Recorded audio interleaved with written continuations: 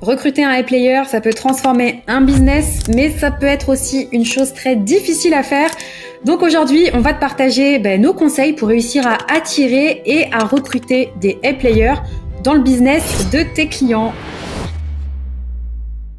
Moi, c'est Samir. Vous pouvez m'appeler Sam aussi. Et je suis le CEO d'OBM Elite et également un des mentors principaux, on va dire, du programme OBM Squad pour accompagner nos membres à exceller en tant qu'OBM.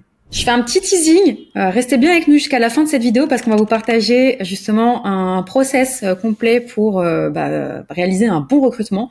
Donc, si cette checklist t'intéresse, il faut rester avec nous jusqu'à la fin de cette vidéo. Ça marche. Bon, je resterai jusqu'à la fin. Toi, tu es obligé de toute façon de rester jusqu'à la fin. Écoute, je pense qu'on peut commencer tout de suite en rentrant dans le vif du sujet, mais je pense que c'est important avant de parler de process et de parler du comment, peut-être de réexpliquer déjà pourquoi c'est important de recruter des A-players dans un business, et on va aussi expliquer d'ailleurs juste après ce qu'est un A-player, parce que c'est un terme qu'on entend beaucoup maintenant, que les gens utilisent un petit peu à tort et à travers, donc on va clarifier un petit peu pour être sûr que on soit sur la même longueur d'onde tout au long de l'épisode. Déjà, pourquoi c'est important ? Parce que tout simplement, c'est la clé pour passer un cap dans un business. C'est une étape indispensable pour vraiment scaler un business, tu vois, parce qu'il y a vraiment 3 étapes dans le fait de scaler un business. La première étape, c'est déjà de démarrer, donc d'avoir ce qu'on appelle le product market fit, c'est-à-dire de trouver une offre, un produit qui a une demande, qui a un marché en face, et vraiment de trouver ça. Donc c'est de valider une offre, un positionnement. Donc ça, c'est la première étape. Ensuite, une fois qu'on a validé cette offre, ce positionnement, c'est d'aller scaler justement l'acquisition de nouveaux clients, c'est-à-dire d'être capable d'aller trouver un moyen de mettre en place des systèmes pour sans cesse générer cette demande et d'attirer sans cesse de nouveaux clients et de convertir sans cesse de nouveaux clients de façon régulière. Et donc, une fois que t'as franchi ces 2 premières étapes, donc généralement, c'est pour ça je parlais des chiffres dont je parlais tout à l'heure, c'est que tu es capable, on va dire, d'aller chercher 1 million d'euros par an avec ça, quoi. C'est-à-dire entre 50 et 100 000 euros de chiffre d'affaires par mois. Avec ça, tu es capable normalement, avec une petite équipe, même si c'est pas forcément des A-players, c'est plus des B-players, tu es capable d'aller chercher ces résultats-là parce que en fait, même si c'est un petit peu chaotique, même si c'est un peu douloureux, tu vas y arriver. Donc, par contre, après, ce qui va être compliqué, c'est déjà de tenir ça sur le long terme, de pérenniser ça et d'aller plus loin. Et c'est souvent là que c'est souvent sur cette marche que la plupart des entrepreneurs ils trébuchent parce que pour en arriver là, ça implique que tu dois être fort en marketing en réalité. Tu dois être fort en vente, tu dois être fort en marketing, tu dois être fort en produit.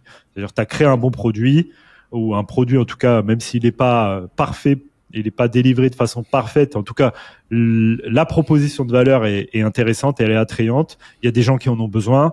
Tu as fait ce premier travail. Et ensuite, tu es fort en marketing parce que tu es capable d'aller mettre en place des systèmes de générer suffisamment de demandes pour avoir des clients et du chiffre d'affaires régulièrement. Donc ça, souvent, tu trouves quand même pas mal d'entrepreneurs qui sont capables de faire ça et qui sont bons à ça. Par contre, la marche d'après, c'est la plus difficile parce que en fait, ce que tu as été capable de faire tout seul, tu peux plus continuer à le faire tout seul. Pour aller plus loin, tu dois commencer à être capable justement de t'entourer, de déléguer un certain nombre de choses, mais plus uniquement déléguer des tâches. Comment être capable de commencer à déléguer des responsabilités, de commencer à déléguer du leadership et voire même commencer, pourquoi pas, à déléguer des décisions, des prises de décision. Et donc là, pour pouvoir continuer à être performant en déléguant des responsabilités, en déléguant des prises de décision et en déléguant du leadership, en fait, c'est plus d'exécutants dont tu as besoin.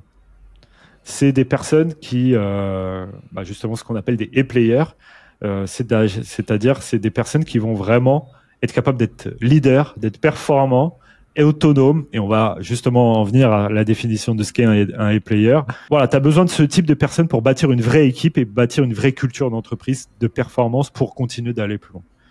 Et c'est souvent là que bloquent la majorité des entrepreneurs. C'est souvent là que plein d'entrepreneurs qui sont un peu des loups solitaires, qui sont forts en acquisition, se cassent les dents. Et souvent là aussi qu'il y a beaucoup de personnes qui font machine arrière. C'est-à-dire que elles ont atteint ce stade-là, elles ont commencé à bâtir une équipe et puis elles se rendent compte de tout ce que ça implique. Et au final, elles font machine arrière. Elles se disent, bon, je vais peut-être rester aux alentours d'1 million par an. Finalement, ça me va bien, tu vois. Ouais, ou alors il y a des profils aussi, justement, comme tu n'arrives pas à trouver des A-players ou que tu penses en avoir, mais en fait ce sont pas des A-players, tu te retrouves en fait à avoir un business avec une équipe atroce de 20, 25 personnes, 30 personnes, alors que tu fais à peine 1 million d'euros. Et en fait, tu t'éloignes un petit peu de ce pourquoi tu t'étais lancé. Toi, tu t'étais vu bâtir ton business presque seul. Tu t'es OK de t'entourer un petit peu, mais là, tu te retrouves avec une machine qui t'a dépassé. 30 personnes à gérer, tu passes ton temps à faire du management et ça te gave, ça te dégoûte. Et certains, du coup, entrepreneurs font complètement machine arrière et limite arrêtent leur activité parce que là, ils sont arrivés à une boîte qui ne les ressemble plus, enfin, qui ne leur, ressemble plus du tout. Alors que, justement, en s'entourant de A-players, tu réduis aussi la taille de l'équipe et donc toutes les contraintes qu'il peut y avoir aussi à gérer une grosse équipe. Ouais, mais voilà, mais c'est pour ça, c'est tout l'objet de cet épisode aujourd'hui, c'est que faut réussir à les trouver, à les recruter et surtout, ça fera peut-être l'objet d'un autre épisode parce que sinon ce serait trop long. Faut réussir derrière à les garder parce que c'est pas le tout. Voilà. Mais déjà, je pense que c'est bien peut-être qu'on définisse ce que c'est qu'un A-player, parce qu'on entend souvent ce mot-là, et notamment dans le jargon un peu du business en ligne, et on a vite fait qualifier un peu tout le monde de A-player, alors que A-player, c'est quand même quelque chose d'assez précis. Et d'ailleurs, pour pas dire de bêtises, et pour justement avoir, on a demandé à ChatGPT un petit peu pour qu'il nous dise, c'est quoi la définition exacte d'un A-player, parce que je pense que c'est assez subjectif. Parce que tout le monde a sa propre définition et tout le monde a ses propres exigences et ses propres attentes, tu vois. Mon A-player, c'est pas forcément ton A-player. Ça va dépendre. Mais il y a quand même des caractéristiques communes qui font. Donc, si on reprend la définition de ChatGPT, pour être très précis, ChatGPT nous dit que c'est un A-player est un individu hautement performant, capable de produire des résultats exceptionnels dans son domaine. Il se distingue par ses compétences, son engagement, son autonomie, sa capacité à apporter une réelle valeur ajoutée à l'entreprise et à ses clients. Et donc les caractéristiques d'un A-player, c'est excellence et performance, autonomie et initiative, orientation résultat, esprit d'apprentissage, responsabilité et fiabilité, intelligence émotionnelle, adaptabilité et culture de l'excellence. Donc ça fait quand même pas mal de choses. Ouais. Il y a un des points moi qui me saute aux yeux et qui est pas souvent abordé quand les gens ils parlent de A-player, etc. C'est l'intelligence émotionnelle. Parce que être un A-player, c'est ça rejoint aussi les autres points, mais c'est du coup être toujours dans cette démarche de s'améliorer constamment. Et l'intelligence émotionnelle, c'est aussi faire preuve de j'ai mon client donc avec qui j'ai une collaboration long terme qui me fait des feedbacks. Il faut que je sois apte à les écouter, à les entendre et à voir dans quel sens en fait je vais pouvoir m'en servir pour grandir et pour apporter encore plus de résultats à mes clients. Et ça, souvent, c'est une caractéristique qui est difficile à travailler, je trouve, chez les personnes. Et je crois qu'on parlait justement des OBM et donc ça fait un petit peu le pont avec les personnes qui nous... Oui, c'est comment comprendre le mode de communication de ses clients et anticiper justement ce mode de communication. Mais au-delà de ça, là, ce qui est intéressant dans la définition, c'est pour ça que c'était intéressant d'avoir la définition, on va dire, entre guillemets, officielle, c'est que on voit qu'il y a que des soft skills dans cette liste. Tu vois, et c'est ça, et je pense que c'est ça vraiment qui est important, c'est sur ce point-là qu'il faut insister, c'est que un A-player, c'est pas forcément un expert technique, parce que des experts techniques, il y en a plein, et c'est facile de devenir entre guillemets de nos jours un expert technique. Par contre, savoir mettre à profit son expertise dans les bonnes conditions et atteindre des résultats avec son expertise, c'est autre chose, parce qu'on connaît plein d'experts sur le papier qui sont très bons techniquement, mais par contre qu'ils complexifient tout, ils créent des solutions qui sont incompréhensibles pour les autres, et donc là c'est ça qui est intéressant dans cette définition, c'est que A-player, c'est pas être compétent techniquement dans un domaine spécifique. C'est avoir des soft skills qui vont nous permettre justement de prendre une place, d'être autonome, de prendre des initiatives et d'être un intrapreneur dans le business de nos clients. Et c'est ça vraiment qui est important à rappeler, je pense. Ouais, et c'est ce qui est difficile aussi on va y venir après dans le processus de recrutement, mais c'est ce qui est difficile dans le recrutement, parce qu'en fait, des soft skills, c'est difficile à jauger, à mesurer en amont, en amont du process de recrutement. C'est ça. Donc en gros, pour définir et pour finir là-dessus sur cette définition, c'est vraiment qu'un A-player, ça va être quelqu'un qui est proactif, tu vois, qui est orienté résultat, qui est toujours vraiment en quête de croissance et d'amélioration et qui est vraiment dans cette culture de l'excellence. Et un B-player, comme on l'appelle, c'est-à-dire quelqu'un qui est opérationnel aussi, mais qui est pas un A-player, c'est un bon professionnel mais qui est plutôt dans la réaction que dans la proaction, et qui est souvent dans l'exécution sans forcément chercher à faire autrement, à innover, à optimiser. Donc, un A-player, ça va être quelqu'un qui est bon et qui va plutôt tendance à te dire ce qu'il faut faire, parce que il cherche, il réfléchit, il se prend la tête, et du coup, il va venir avec des solutions, des recommandations, alors qu'un B-player, ça va plus être une personne qui attend qu'on lui dise quoi faire, tout simplement. Et en fait, il n'y a pas de jugement de valeur, parce qu'il faut les deux dans un business. Tu vois, tu peux pas avoir dans un business que des personnes qui te disent quoi faire, parce qu'au bout d'un moment, sinon plus personne s'écoute, tu vois. Et il faut, et tu vois, souvent, et ça permet aussi de préciser un truc, c'est que souvent, tu vois, on parle d'exécutants et de ce genre de choses. C'est pas du tout péjoratif d'être exécutant, et c'est bien de le rappeler. Il faut des exécutants dans un business, en fait. C'est important d'avoir des exécutants dans un business. Un business sans exécutants, il tourne pas. Parce que si à un moment donné, tout le monde a son mot à dire sur la façon dont on fait les choses, personne qui implémente. Si à chaque fois on passe du temps à réfléchir quelle est la meilleure chose à faire et la façon dont on peut mieux le faire au lieu de le faire, on n'avance pas non plus. Donc il faut les deux dans un business. Mais par contre, à un moment donné, pour aller plus loin, pour passer le cap dont on parlait juste avant, il faut des A-players. C'est crucial d'avoir des A-players dans une boîte, parce que c'est ces players-là qui vont te permettre de passer des caps, qui sont vraiment un moteur de croissance, qui font avancer les choses, qui trouvent des solutions aux problèmes plus complexes que des petits trucs du quotidien, et surtout qui vont inspirer aussi les gens autour d'eux, tu vois. Parce que quand tu as un A-player dans une team, t'élèves le standard. Du coup, les autres, en fait, ils s'élèvent. Et il n'y a pas de place à la médiocrité. C'est-à-dire que quand t'as un A-player, au final, c'est un leader. C'est un leader naturel. Quelqu'un qui va aller chercher la performance. Donc, derrière, ceux qui performent pas, en fait, vont se sentir à la traîne.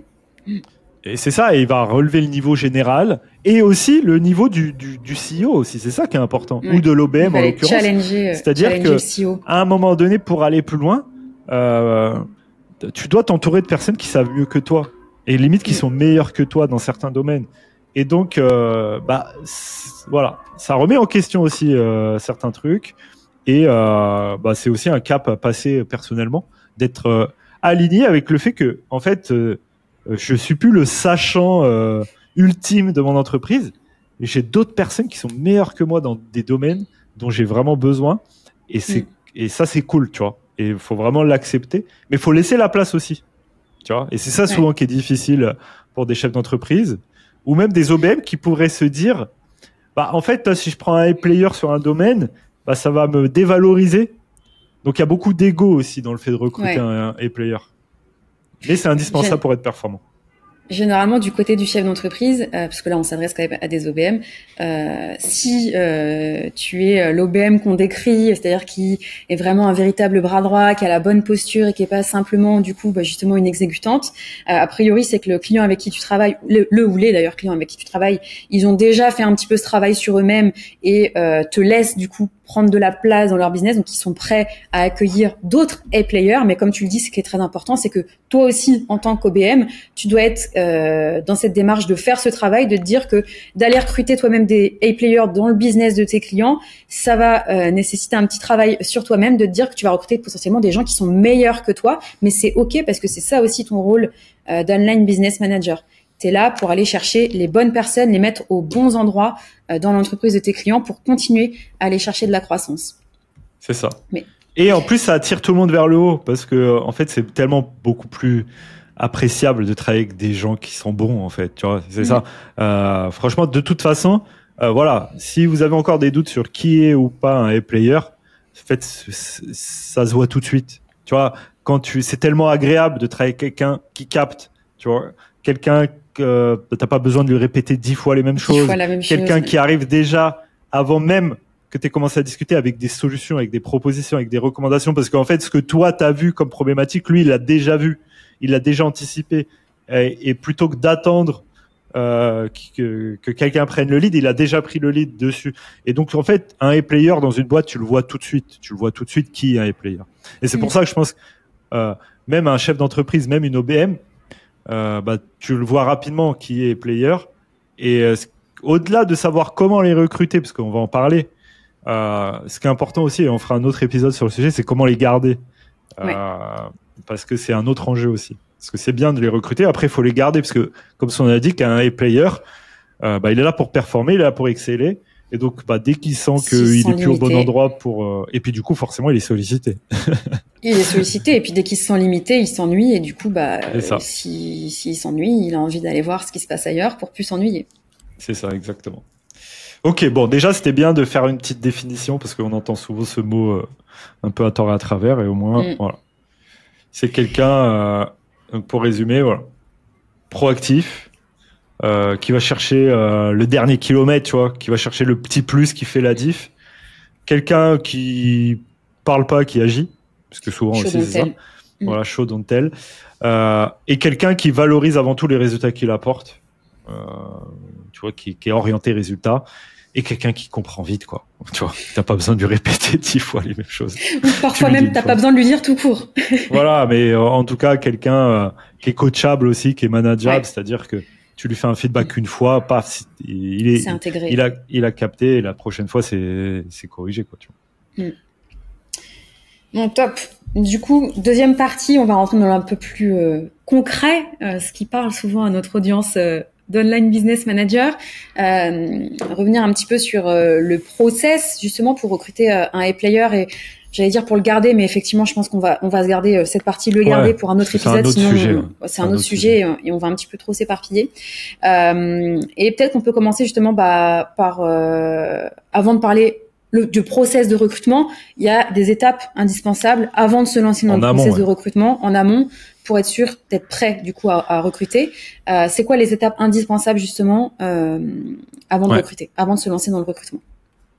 Yes, déjà ça c'est très important parce qu'en plus c'est carrément le rôle de l'OBM là, pour le coup. Donc de bien définir avant de recruter quelqu'un, de définir déjà pourquoi on en a besoin. Pourquoi on en a besoin, de quel rôle exactement on en a besoin, quelles vont être ses responsabilités, quel va être du coup son périmètre et son champ d'action et les responsabilités qui lui incombent, et comment on va mesurer que la personne fait bien son travail.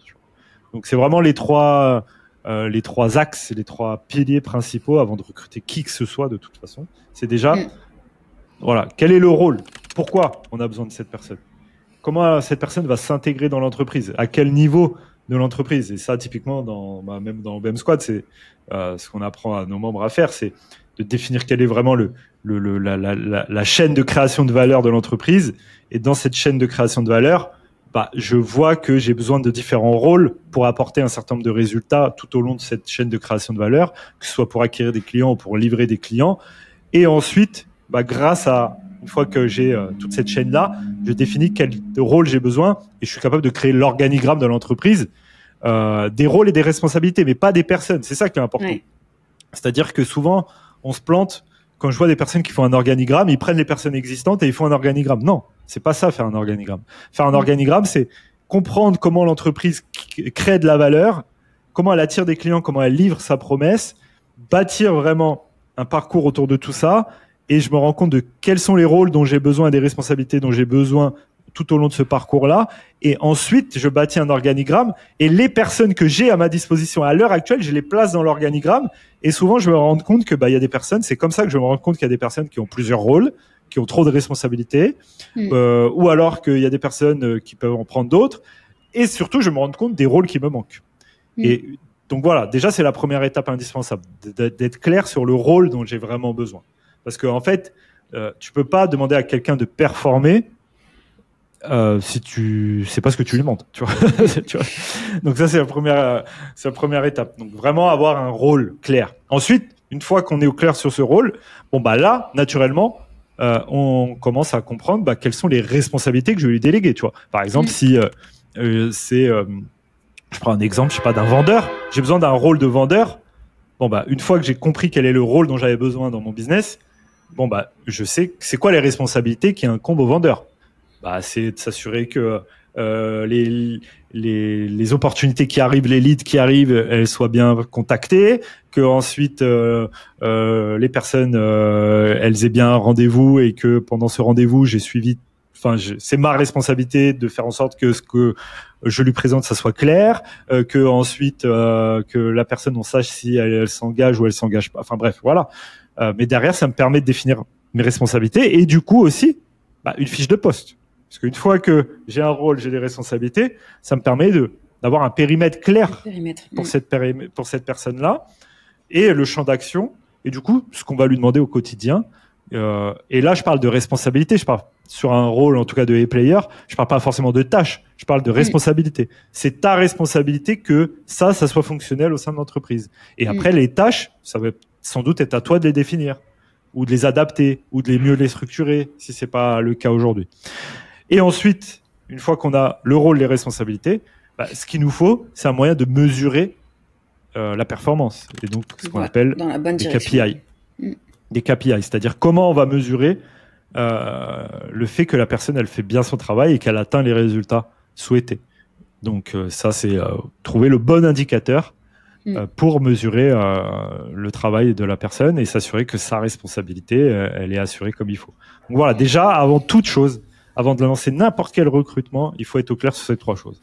Quel est le rôle que je veux recruter, quelles sont ses responsabilités et comment je vais mesurer la performance de la personne, donc avec les KPI. Et déjà, si t'es pas capable de répondre à ces trois personnes, tu peux oublier ton recrutement. Ouais. À ces trois questions, pardon. À ces trois questions, ouais. Ouais, parce que ça va créer de la confusion. Si toi-même ou si ton client, du coup, le chef d'entreprise n'est pas au clair avec ça, c'est justement quand on n'est pas au clair avec ces trois choses qu'on se retrouve avec des équipes qui nous dépassent de 20, 25, 30 personnes alors qu'on n'a pas encore atteint le million d'euros et où chacun en fait empiète sur le travail des autres, ne sait pas ce qu'il a à faire au quotidien et où ça devient un calvaire de manager les équipes. Ça, ou alors parce que on a besoin à un moment donné d'une tâche, on va dire tiens, j'ai besoin de quelqu'un pour m'aider à faire ça, et du coup en fait à chaque tâche tu recrutes quelqu'un. Ça souvent c'est ça, parce que du coup il n'y a pas eu cette réflexion en amont de c'est quoi la chaîne de création de valeur, de quel rôle j'ai besoin, et du coup en fait tu vas te retrouver avec une personne qui fait des carousels et derrière qui n'apporte pas de valeur dans le business. Ou peu importe, mais en tout cas tu vas avoir une personne qui fait des carousels. Et derrière, tu vas avoir une autre personne qui fait du graphisme. Et puis, tu vas avoir une autre personne qui est community manager. Et donc, tu vois, à un moment donné, tu te dis, mais attends, est-ce que là, il n'y a pas un rôle, tu vois? Et si tu fais ce travail en amont d'organigramme, tu peux te dire, attends, mais là, est-ce qu'il n'y a pas un rôle à mutualiser? Et du coup, plutôt que d'avoir 4 personnes qui font des choses au final de façon comme ça dilapidée, est-ce que j'ai pas un rôle à plein temps ou à mi-temps, peu importe, mais d'une personne qui va être capable de me faire tout ça, tu vois. Pour expliquer concrètement sur ces trois rôles que tu viens de donner qui sont très concrets, ces trois rôles, si c'est 3 personnes qui exercent ce rôle, il y a de la communication entre chaque rôle pour que chaque chose soit faite correctement. Et donc ça crée de la complexité, ça crée des retards, ça crée en fait une usine à gaz qui est sur le long terme pas du tout viable et des coûts en plus supplémentaires. Et du manque d'efficience parce que forcément quand tu payes 3 personnes, forcément ça te coûte plus cher que de payer une personne, même qu'une personne que tu payes bien, tu vois ce que je veux dire. Tu payes bien. Donc voilà, ça c'est déjà c'est important. C'est les 3 étapes indispensables. À valider avant même de se lancer dans un process de recrutement. Le premier recrutement indispensable pour tout chef d'entreprise, ça va être de recruter quelqu'un qui va être plus sur cette partie assistance, donc plus sur la partie exécution de tâches pour justement se libérer du temps au quotidien pour être sur le devant de la scène et aller chercher un peu plus de business. Tout à l'heure, tu rappelais les étapes du scale. Donc là, pour aller faire de l'acquisition, aller chercher plus de clients une fois qu'on a un product market fit qui est validé. Et le deuxième recrutement qui va venir du coup juste après, une fois qu'on a un product market fit qui est validé et qu'on a une machine d'acquisition qui a fait ses preuves et qui tient la route, ça va être justement de s'entourer d'une OBM qui va venir un petit peu chapeauter cette assistante et qui va nous permettre de systématiser tout ce qu'on a mis en place et qui a été validé là sur le terrain, et qui va nous permettre justement, et c'est tout l'objet de cet épisode, d'aller maintenant bâtir une petite team performante qui va nous permettre de structurer la team un peu de freelance qu'on a à droite à gauche, la team existante, ou de la remodeler d'ailleurs, si on a fait quelques-unes des erreurs qu'on a pu citer jusqu'à présent. Donc ça, c'est vraiment les deux premiers recrutements indispensables pour tout chef d'entreprise qui a l'ambition d'aller atteindre le million d'euros de chiffre d'affaires annuel. C'est ça. Et ce qui est important aussi sur ce rôle d'OBM, bien souvent, c'est qu'on va avoir une OBM qui a quand même une spécialité en fonction du business que tu as. Par exemple, typiquement, au début, si tu as un programme d'accompagnement, tu vas avoir, ça va être intéressant d'avoir une OBM qui a une appétence client success. Si tu as une agence, ça va être intéressant d'avoir une OBM au démarrage, qui va avoir une appétence account manager, parce qu'elle va être dans la relation client. Tu vois, donc au début, quand on commence à croître et que forcément on n'a pas les ressources nécessaires, on n'a pas non plus les moyens de commencer à s'entourer de partout, on va justement prendre une OBM qui va nous soulager sur de l'opérationnel. Tu vois, sur ce qui nous prend le plus de temps dans l'opérationnel, donc souvent c'est la livraison client, et qui va aussi prendre en charge les opérations de façon globale. Donc c'est aussi important, tu vois, de trouver, et c'est pour ça que même nous, quand on met en relation des personnes, enfin des OBM avec des CEO, on prend le temps de bien valider le profil, parce qu'en fonction du stade de développement de l'entrepreneur, en fonction de son business model, en fonction de ce qu'il vend concrètement, en fait, ça va pas être le même profil qu'on va lui proposer derrière. Parce que on sait qu'au début, en fait, justement, dans cet organigramme, l'OBM, elle va pas avoir le luxe de pouvoir placer des gens partout dans tous les rôles. À un moment donné, l'OBM, elle va monter dans le bateau pour aussi exercer certains rôles, alors sur une période temporaire, mais pour pouvoir justement continuer la croissance, pour pouvoir aider l'entrepreneur, et ensuite petit à petit, pourquoi pas recruter d'autres A-players pour combler ces rôles-là. Donc le premier A-player qu'on a besoin de recruter, c'est l'OBM souvent. C'est ça.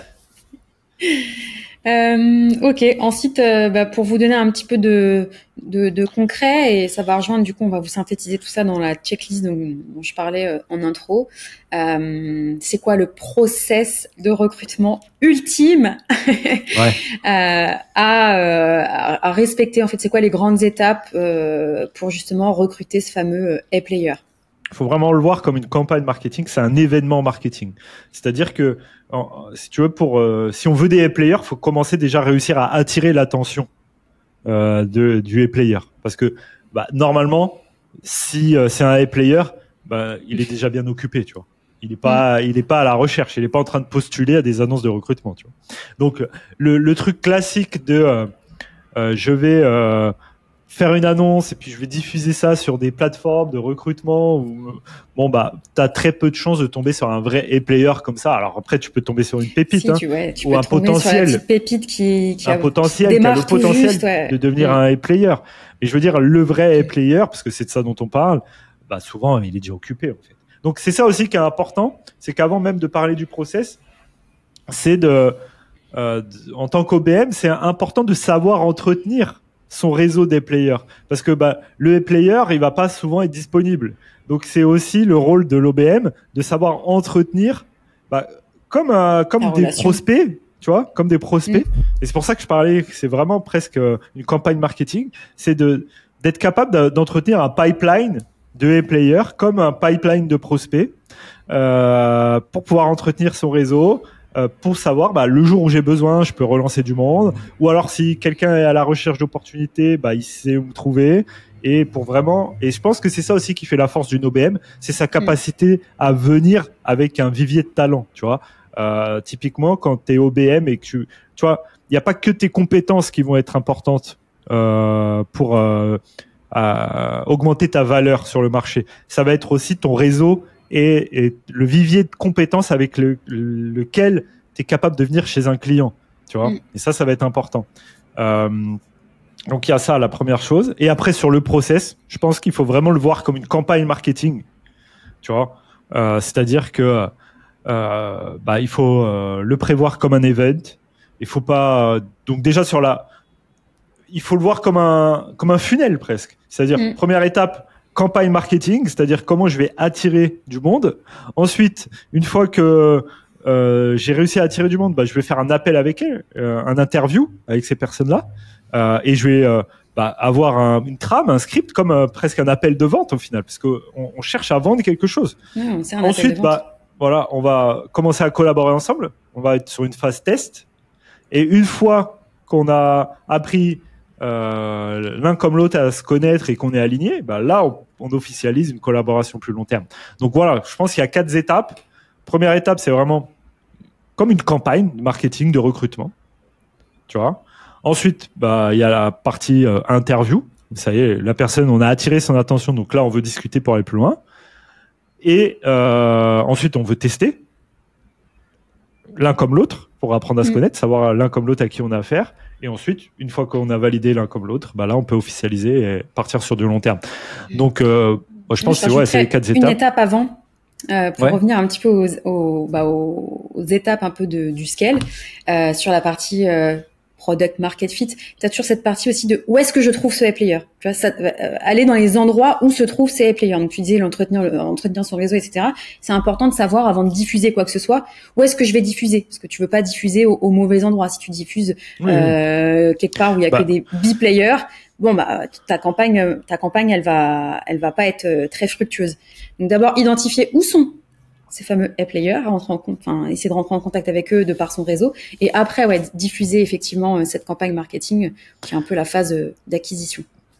C'est ça, mais ça fait partie justement de savoir, tu vois, et c'est ça aussi un skill, je pense, dont on parle pas souvent au final, mais qui est important en tant qu'OBM, c'est d'avoir le flair de savoir où se trouvent les bons profils, où se trouvent les bonnes compétences, tu vois, typiquement, et de connaître son marché, et de connaître le marché, tu vois.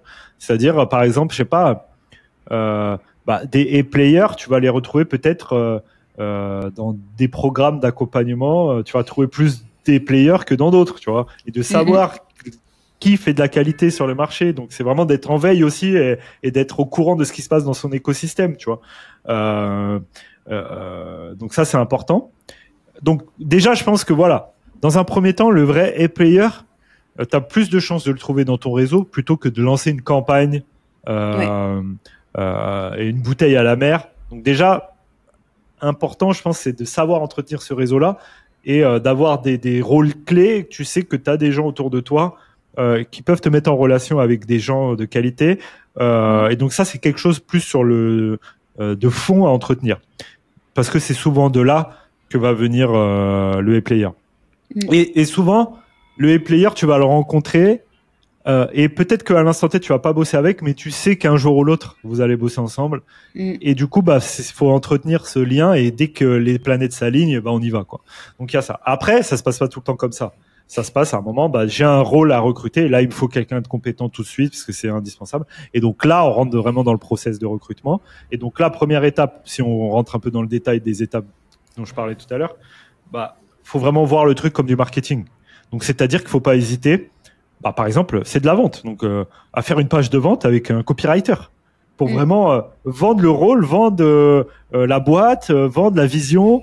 Donc, faire une page de vente presque. Et ensuite, la fiche de poste, en fait, devient une page de vente. Et la transformer en page de vente, tu vois, c'est-à-dire avec du copywriting. Et derrière, la diffuser, cette page. Et, par exemple, pas hésiter à faire de la pub. Tu vois, pour que ça soit diffusé au plus grand nombre. C'est-à-dire, en fait, on veut attirer l'attention du A-player. Donc, là, c'est pour ça que je disais, c'est comme un funnel marketing. C'est-à-dire que le A-player, il va peut-être pas voir ton annonce sur Indeed, par exemple. Tu vois. Par contre, le A-player, il y a de fortes chances qu'il scrolle comme beaucoup sur Instagram ou sur LinkedIn ou je sais pas quoi, et que s'il tombe sur une pub où on lui propose un rôle qui correspond, peut-être qu'il va s'arrêter, il va vouloir en savoir plus. Et il va aller sur la page de vente et il va lire et ça va l'intéresser et il va se dire attends, ça a l'air pas mal, l'entreprise a l'air bien, tiens, je sais dans mes cordes, je vais postuler, tu vois. Donc vraiment le voir comme ça et pas hésiter à copyrighter une page de vente. Je pense que ça, c'est important. Et en plus, il n'y a pas grand monde qui le fait, donc forcément, tout de suite, tu te démarques déjà. Et après, pas hésiter à diffuser de façon plus large cette page-là. Donc, typiquement, faire de la pub si vraiment c'est nécessaire, ou déjà commencer à diffuser cette page dans des communautés où tu sais qu'il y a des personnes qui vont être... et puis faire activer son réseau, faire tourner le truc, quoi. Donc ça, pour attirer l'attention. Et commencer déjà à récolter un maximum de, entre guillemets, candidatures. Ensuite, deuxième étape, ça va être d'avoir des discussions avec ces gens-là. Donc la fameuse interview, quoi. Mais au-delà de l'interview, ce qui va être important, ça va être de s'aligner, de toi de ton côté bien expliquer quel est le rôle et la vision de l'entreprise et le rôle dont on a besoin et comment ce rôle-là s'implique dans cette vision-là. D'également comprendre la vision de la personne que tu as en face de toi. Et ensuite, de parler des rôles, des responsabilités et de savoir si on est aligné là-dessus et de se mettre d'accord sur la façon dont on va mesurer la performance, nos fameux KPI. Les ingrédients dont on a besoin qui sont importants et ensuite, ça va nous permettre de poser les bonnes questions, c'est, voilà, on veut être sûr que la personne a bien compris notre vision, la vision de l'entreprise, là où on veut aller. Donc déjà, première chose, si tu n'as pas de vision, si toi, en tant qu'OBM, par exemple, tu n'es pas capable d'expliquer quelle est la vision de l'entreprise, c'est un prérequis. Tu vois. Ensuite, le rôle, la vision du rôle et comment elle s'imbrique dans la vision de l'entreprise.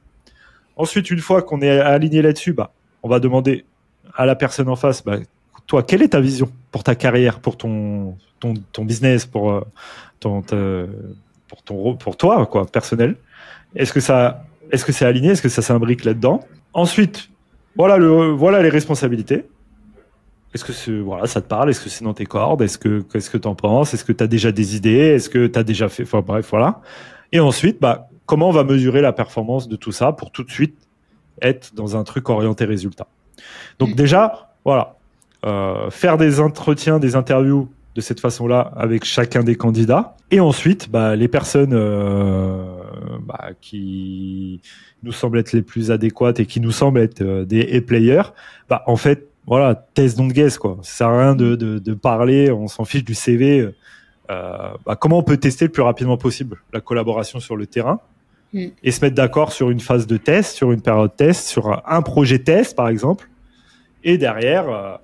une fois que le test il est effectué, voilà, voir ensemble justement, ok, maintenant on est ok, on est aligné, il y a peut-être des ajustements à faire, et du coup peut-être on prolonge le test, j'en sais rien, et après on officialise et on part sur du long terme. Donc ça va dépendre après le rôle, bien sûr, cette phase de test. Par exemple, je sais pas, si tu recrutes un vendeur, un closer par exemple, tu vas lui dire, je te donne X appels, on voit comment ça se passe, voilà. Ou alors, je sais pas, tu recrutes un head of sales, je te laisse tant de temps, voilà et on se met d'accord, tu vois. Oui, et puis donc, en fonction du poste, la période de test ne va pas être la même. Un head of sales, tu vas en tester un à la fois. Tu vas pas mettre plusieurs head of sales d'un coup en test. Voilà. Qu'un closer, des closers, pardon. Tu peux en tester un panel et voir aussi les challenger pour voir lequel ou lesquels tu gardes. C'est ça. Donc ça, c'est adapté en fonction du poste. Sur des rôles comme ça. Et après, en fait, je pense qu'il est important, c'est vraiment de se mettre d'accord dès le début que en fait on va juger tes résultats. Et en fait, un A-player, ça va pas le heurter, ça, normalement. Tu vois, typiquement, comment repérer quelqu'un qui n'est pas un player? C'est quelqu'un qui va pas forcément être aligné sur le fait qu'on le juge sur ses résultats. C'est ça. C'est presque à fuir. Mais quelqu'un qui justement prend le fait qu'on va le juger sur ses résultats comme un challenge. Tu vois, on repère un peu les ingrédients du A-player, tu vois. Donc, dans l'interview, de façon, il faut mettre le terrain propice à ça. Quand il va expliquer sa vision, généralement, il va cocher toutes les cases des caractéristiques qu'on énonçait au-dessus. Et donc, comme c'est quelqu'un qui est orienté résultat et performance, normalement, dans sa vision, ça va se retranscrire. Ça va transparaître. Il va parler chiffres, il va parler résultats, il va parler KPI. Pour avoir... quand même en avoir recruté quelques-uns que j'estime qui sont des players, c'est que eux-mêmes ils vont pas s'avancer, tu vois. Le player il va pas te vendre du rêve, il va dire écoute, ce que je propose c'est qu'on démarre et puis on verra bien, tu vois, parce que eux-mêmes fonctionnent comme ça. Et donc voilà. Donc c'est pour ça que cette période de test elle est indispensable. Et par contre c'est là justement, une fois que cette période de test elle est passée, c'est là aussi vraiment on tombe sur un player. Autre point important, comment recruter un player? Il faut le payer. faut bien le payer. Tu vois, souvent je parle avec des chefs d'entreprise, ils me disent j'en ai marre, mon équipe est pas performante, etc. Ok, mais tu les payes combien, tu vois? Tu peux pas payer un player au lance-pierre parce qu'en fait il a pas besoin de toi à la base, tu vois. Donc il faut aussi être cohérent là-dessus, tu vois. Tu peux pas demander la lune à quelqu'un alors que tu payes ça, tu vois, parce que en fait c'est pas cohérent. Donc autre point important pour recruter un player, c'est de le payer comme un player. Alors pas forcément tout de suite, parce qu'il faut aussi qu'il fasse ses preuves, tu vois. Mais in fine, donc là c'est peut-être on anticipe peut-être sur l'épisode où on va parler comment le garder. Pour le garder, il faut le payer, il faut l'impliquer, il faut l'incentiver, il faut lui parce qu'il de toute façon trouver un moyen de lui partager le gâteau aussi, quoi. Il va être convoité par d'autres personnes qui seront potentiellement prêtes à payer davantage. Donc de toute façon, faire monter les enchères, donc c'est sûr. Donc, là-dessus, il faut être réaliste et tu peux pas. Et souvent, parce que souvent il y a des players qui vont pas savoir forcément se valoriser ou quoi que ce soit, et que du coup, tu vas avoir un player que tu vas en abuser entre guillemets, c'est-à-dire que tu sais que toi que c'est un player, tu vas pas forcément trop le dire parce que j'aimerais pas qu'il commence à sentir que qu'il se rende compte que c'est une pépite. Voilà. Donc je vais je le paye voilà, comme on s'est mis d'accord au début, ça me convient, sauf qu'en fait dans le temps ça dure pas. Non. Donc c'est un peu un comportement court-termiste si vraiment tu veux, mais ça on en parlera dans l'autre épisode parce que c'est plus comment garder quelqu'un. Ça marche. Donc en tout cas voilà, ces 4 étapes là. Ça synthétise bien, ouais. Et l'élément indispensable, c'est que généralement un player, tu vas plutôt le dénicher. Et si jamais tu l'as pas déniché, le processus de recrutement, il faut vraiment l'orienter comme une campagne marketing et comme une campagne de vente. C'est de la vente. Ensuite, les entretiens, c'est un alignement d'intérêt entre cette personne et ton entreprise. C'est ça. Et donc avant juste là pour récapituler ça, donc il y a ce process en 4 étapes au moment du recrutement. Mais avant ça, si tu veux vraiment recruter les bonnes personnes, il faut déjà que tu aies fait ce travail de qui réellement j'ai besoin, de quel rôle, de quelle responsabilité, et qu'il y ait aussi pour mettre toutes les chances de ton côté, qui est quelque chose qui fait la différence dans ton entreprise. Tu vois, tout à l'heure quand je parlais de marketing, quand je parlais qui te différencie, ouais. C'est quoi ta culture d'entreprise, tu vois, c'est-à-dire que qu'est-ce que tu mets en avant, et les gens vont être attirés par ça aussi, tu vois, les gens avec qui ils vont bosser, l'aventure qu'ils vont rejoindre, la vision des personnes qui ont cette mission-là, tu vois. Et donc ça, c'est du marketing. C'est-à-dire, tu vois, nous typiquement, souvent quand les gens discutent avec nous, ils veulent travailler avec nous parce que c'est nous et parce que ils aiment la vision qu'on partage justement dans des podcasts comme celui-ci. Ils se projettent, ils ont envie de travailler dans une équipe comme celle-ci ou qui partage justement des valeurs que nous on peut véhiculer.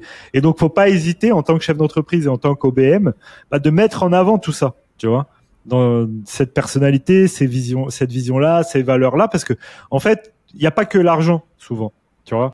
C'est une caractéristique qu'on n'a pas citée, mais en fait, je viens d'y penser en fait en t'écoutant. C'est une caractéristique importante du player. C'est quelqu'un qui va pas travailler avec un client pour payer les factures. Juste pour l'argent. Voilà, juste pour l'argent. C'est quelqu'un qui va travailler avec un client parce que il y a un alignement d'intérêt. L'entreprise, la mission de l'entreprise lui plaît, mais il sent qu'il va y avoir un alignement d'intérêt dans la croissance, dans l'accompagnement de la croissance de cette entreprise. Et donc c'est ça qui l'intéresse plus que, c'est important aussi, mais plus que l'aspect financier. Un B-player, par exemple, va plutôt se dire, ça c'est un job bien rémunéré, je prends, même si l'entreprise je suis prêt à faire quelques concessions. Ouais. C'est ça, ouais. C'est ça. Tandis que le player, en fait, il va rechercher plus la quête, il va être plus dans la quête de l'évolution, de l'excellence, de l'apprentissage. Donc, en fait, il va plus rechercher, ok, est-ce que là, vraiment, travailler avec cette boîte, avec ces gens-là, ça va me permettre de grandir? Est-ce que ça va me permettre de me développer, et c'est pas uniquement pour l'argent. Il voit long terme, VS, l'argent, c'est plus quelque chose de court-termiste, ouais. C'est ça. Voilà. Ouais. Yes. Je pense qu'on a. Je pense qu'on a fait le tour. Peut-être qu'on peut finaliser rapidement avec peut-être les 3 grosses erreurs à ne pas faire. Je dirais là même quasiment dans tout process de recrutement, mais particulièrement quand tu veux recruter un player. C'est ce qu'on a dit, tu vois, recruter dans l'urgence sans avoir fait le travail en amont. Sans avoir fait le travail en amont. Donc parce qu'en fait ça marche pas, parce que des fois même si t'as pas fait ce travail-là en amont, bah, tu vas peut-être recruter quelqu'un qui a le potentiel d'être un A-player, mais en fait c'est ça qui est important aussi, tu vas pas c'est le ce qu'on garder. disait tout à l'heure. Bah, déjà il y a ça, et c'est surtout que un A-player il peut pas être A-player s'il est pas dans le bon environnement. Tu vois ce que je veux dire? Donc en fait tu vas avoir des personnes qui ont le potentiel d'être A-player ou qui sont déjà plus ou moins A-player, mais en fait si tu les mets dans un environnement qui est pas propice justement pour qu'ils puissent exceller, bah en fait ils vont pas être des players, tu vois. Et ça va être, c'est pas forcément de leur faute, mais en fait il faut être dans le bon environnement. Donc si t'as pas fait tout ce travail en amont, et c'est à ça que sert l'OBM aussi, et bah la personne, même si elle est compétente, même si elle est performante, même si elle a les caractéristiques du A-player, elle va pas pouvoir apporter des résultats de A-player. Donc ça c'est la première chose. Donc c'est voilà, recruter dans l'urgence. On peut avoir de la chance, mais comme son l'indique, c'est de la chance. C'est pas quelque chose de viable sur le long terme. Donc voilà, faut faire ce travail-là en amont. Ensuite. Deuxième. Ouais, vas-y. Deuxième point important, je pense, c'est comme on disait tout à l'heure, le show don't tell. Pas se fier uniquement, et du coup ça revient à la période de test. Pas se fier uniquement à ce que la personne peut dire, peut proclamer. Et justement se fier à ce qui se passe concrètement sur le terrain, et donc toujours passer par une phase de test. C'est ça, et le test n'est pas au CV, quoi. Négatif, parce que de toute façon un A-player va réclamer cette période de test. Pourquoi? Parce que lui non plus il n'a pas envie de s'engager sur le long terme avec un client avec qui il va se rendre compte que en fait ça va pas le faire. Il est pas dans le bon environnement, c'est ça. Exactement. Donc pas se fier au CV, voilà. Autre erreur à pas, parce qu'aujourd'hui un CV ça veut rien dire. Tu prends ChatGPT, il te fait un bon CV, tu vois. Donc pas se baser sur ce que quelqu'un proclame, se baser sur ce que quelqu'un démontre. Et donc pour qu'il démontre, il faut le voir sur le terrain, ou alors faut l'avoir vu à l'œuvre aussi. Il y a ça, tu vois. Tu peux très bien l'avoir vu à l'œuvre dans d'autres environnements, peut-être dans d'autres collabs et dans d'autres environnements, et tu sais, voilà, que la personne elle est compétente. Donc se fier, voilà, show don't tell, se fier aux actes, pas aux paroles. Donc c'est pour ça que le CV, on s'en fout complètement, franchement. Je pense que j'ai jamais vu le CV d'aucune des personnes avec qui j'ai bossé. Depuis qu'on est lancé en ligne. Donc voilà, pas prendre le premier venu. Donc ça revient à ce que je disais avant, ne pas recruter dans l'urgence, parce que souvent c'est ça, on se dit. Bon tiens, vas-y, allez, on a besoin, donc on va prendre. Allez, on verra bien. Ouais, ça se passe rarement bien dans ces coups-là. Après, c'est de la chance, encore une fois, le jour où ça se passe bien. Mais donc, si c'est de la chance, c'est que c'est pas une stratégie, quoi. Et enfin, dernier point, se baser uniquement au feeling. Ouais. Souvent, c'est ça, et être dans l'affect après, tu vois, parce que la personne, je la connais, ou parce que je l'aime bien. En fait, alors. Il y a deux choses différentes. Il y a l'affect et il y a l'instinct. Donc l'affect, faut oublier de toute façon, de façon générale dans le business. C'est pas parce que tu connais quelqu'un et que tu l'aimes bien que ça va être un player. Tu vois. Au contraire, souvent. Et après, il y a l'instinct, c'est-à-dire que l'intuition. C'est-à-dire que cette personne, je la sens bien. Donc c'est ce qui doit faire la différence. Mais cette intuition, elle doit être backée par des faits. Tu vois, ça peut pas être juste une intuition. Sans l'intuition, peut-être que quand tu as un choix à la fin à faire, ton intuition, ok, avec cette personne, je pense que ça va faire, ou alors avec cette personne, je sens que ça va pas le faire. C'est la différence entre plusieurs profils. C'est ce qui doit faire la différence. Mais tu peux pas baser ta décision là-dessus. Oui, je suis d'accord. Voilà. Donc voilà, c'est les erreurs, en gros, pour les avoir commises. Recruter dans l'urgence, se fier uniquement aux paroles et prendre le premier venu. Et faire au feeling. Voilà, c'est des trucs à pas faire parce que de toute façon, on se rend vite compte que ça marche pas, quoi. On se trompe rapidement, quoi. C'est ça. Bon, je pense qu'on a fait le tour du sujet. Petit rappel, du coup, à tous ceux qui sont restés avec nous jusqu'à la fin de cet épisode, vous allez retrouver en description de l'épisode une checklist complète justement pour préparer correctement et réaliser vos recrutements correctement.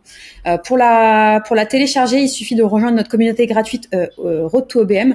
Donc pareil, le lien se trouve en description de l'épisode.